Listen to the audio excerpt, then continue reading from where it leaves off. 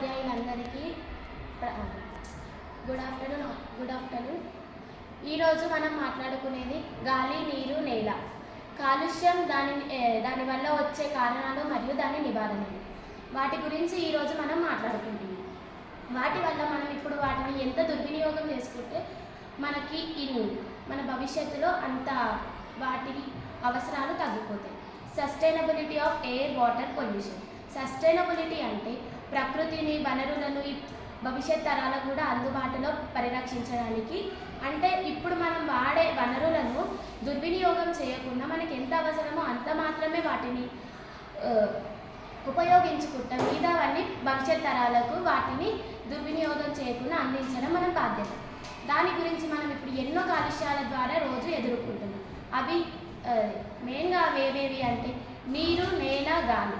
గాలి వల్ల జరిగే మన కాలుష్యాలు ఏంటంటే ఎంతోమంది ఇప్పుడు ఫ్యాక్టరీలు, ఇండస్ట్రీలల్లో ఎన్నో పనులు కావాలంటే ఎంతో పని చేసినప్పుడు కొంచెం వ్యర్థం అనేది దానివల్ల వస్తుంది. అది డైరెక్ట్ వాళ్ళు ఆకాశంలోనికి వదిలేస్తున్నారు. దానివల్ల ఎంతో ఎయిర్ పొల్యూషన్ అంటే గాలి కాలుష్యం అనేది వస్తుంది. దానివల్ల మనకి ఎంతో మనుషుల ప్రాణాలు కానీ అవన్నీ నేలలో కలవడము, గాలిలో కలవడం వల్ల చాలామంది వాటిని పీల్చుకొని చాలామంది ప్రాణాలకి ముప్పుగా మారింది.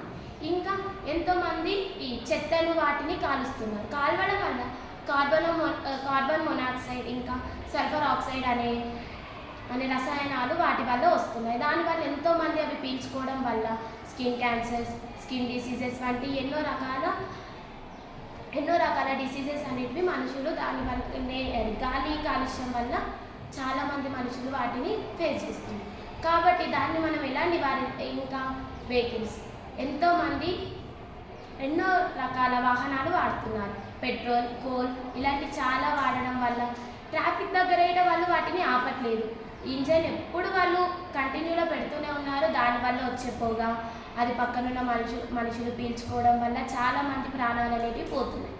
కార్బన్ మొనాక్సైడ్ అనేది మనం సగం చెత్తను కాల్చినప్పుడు కార్బన్ మొనాక్సైడ్ అనేది వస్తుంది. దాన్ని పీల్చుకోవడం వల్ల ఎంతోమంది ప్రాణాలు పోతున్నాయి. ఆ కార్బన్ మొనాక్సైడ్ అనేది మన బాడీలో ఉన్న హిమోగ్లోబిన్ తోటి కలిసి కార్బాక్సీ హిమోగ్లోబిన్ అనే ఒక రసాయనాన్ని అవి మన శరీరం లోపల తయారు చేస్తున్నాయి. దానివల్ల మనిషి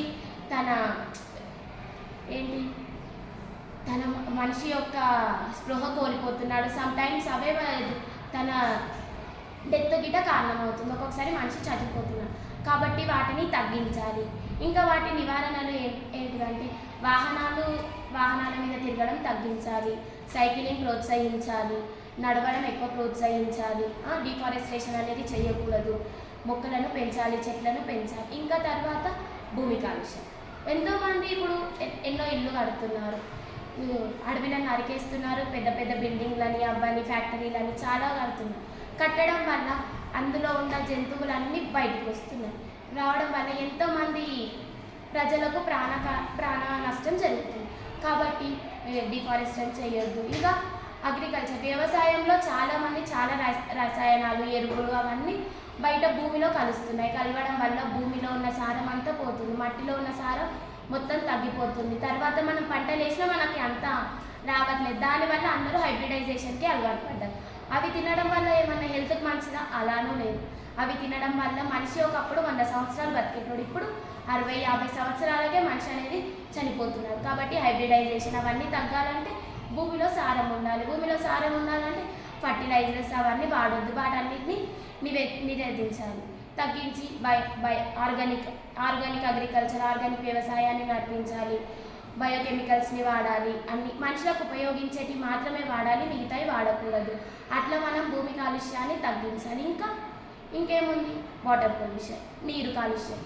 నీరు ఇప్పుడు ఎక్కడ ఏ ఇండస్ట్రీలలో ఎంత ఉన్నా కానీ అది డైరెక్ట్ వనరు ఎక్కడికి వదిలేస్తున్నారు? నీటిలోకి వదిలేస్తున్నారు. ఆ నీటిలోకి వదిలేయడం వల్ల నీటిలో ఉన్న చిన్న జీవులు కానీ, చేపలు కానీ, అందులో నివసిస్తున్న ఎన్నో ప్రాణులకి హానికరం జరిగింది.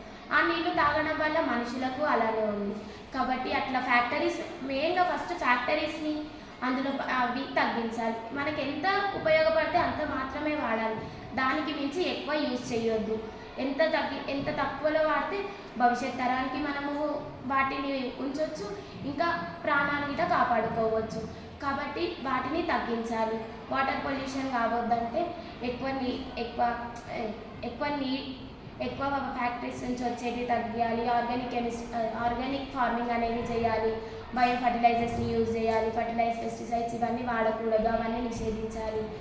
వీటి వల్ల మనము నీటి కాలుష్యాన్ని తగ్గించవచ్చు. ఈ నీటి కాలుష్యం, భూమి, నేల ఈ మూడు కాలుష్యాలు తగ్గాలంటే మనం ఇప్పుడు నేటి బాలలే రేపటి పౌరులు అంటే మనం ఒక్కరం ముందుకు వచ్చి చేస్తాం మేము అంటేనే రేపటి నాడు ఏదైనా జరుగుతుంది. సరే వాళ్ళు చేస్తారు వీళ్ళు చేస్తారు అంటే ఎక్కడ వేసినా గొంగలి అక్కడే, ఎవరు దాన్ని ముందుకు తీసుకుపోలేదు. కాబట్టి ముందు మనమే ఒక్కరని కాదు, ఒక్కరను స్టార్ట్ చేయి, దాని తర్వాత అది ఎంతోమంది కొనసాగిస్తారు. కాబట్టి మనం ఇది మనది కాదు అనుకోకుండా మనమే ఎక్కువ చేయాలి.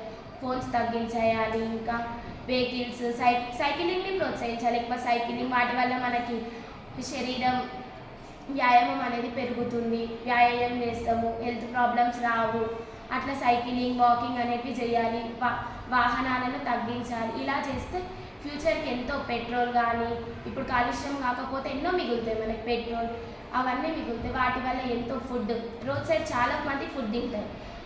అవన్నీ కాలుష్యమైన మన వాహనాల ద్వారా వచ్చే కాలుష్యం వల్లనే అవన్నీ మొత్తం వాటి మీద మొత్తం ఏవేవో రసాయనాలు అనేవి దాని మీద ఫామ్ అవుతాయి. అవన్నీ మనం తెలుసు మనకు, అవి తింటే మనకి హెల్త్ ఇష్యూస్ వస్తాయి అని తెలుసు, ప్రాబ్లమ్స్ అయితే అయినా సరే మనం పోయి వాటినే తింటాం. అట్లా మనం ముందు తగ్గాలి. ఎప్పుడైతే మనం అవన్నీ తగ్గించి మన పెద్దవాళ్ళకి చెప్తామో అప్పుడే మన భారతదేశం అనేది ముందుకు పోతుంది. ఏ విషయంలోనన్నా మన భారతదేశం అనేది ముందుంటుంది. కాబట్టి మనం ఈ రసాయనాలు వాడడము, ఈ వాహనాలలో పెట్రోల్ అవన్నీ తగ్గించడం, మనం ఎంత తగ్గిస్తామో ఇండస్ట్రీస్లలో వచ్చే వేస్ట్ని అవన్నీ తగ్గించడానికి మన ఇప్పటి యూత్ దానికి ఏదో ఒక పరిష్కారం అనేది తీసుకురావాలి. లేకపోతే ఈ సమస్య ఎప్పటికన్నా ఇలానే కొనసాగుతూ ఉంటుంది. కాబట్టి దీన్ని తగ్గించడం మన చేతిలోనే ఉంది. కాబట్టి దీన్ని తగ్గించడం మన బాధ్యత, మన లక్ష్యంగా తీసుకోవాలి.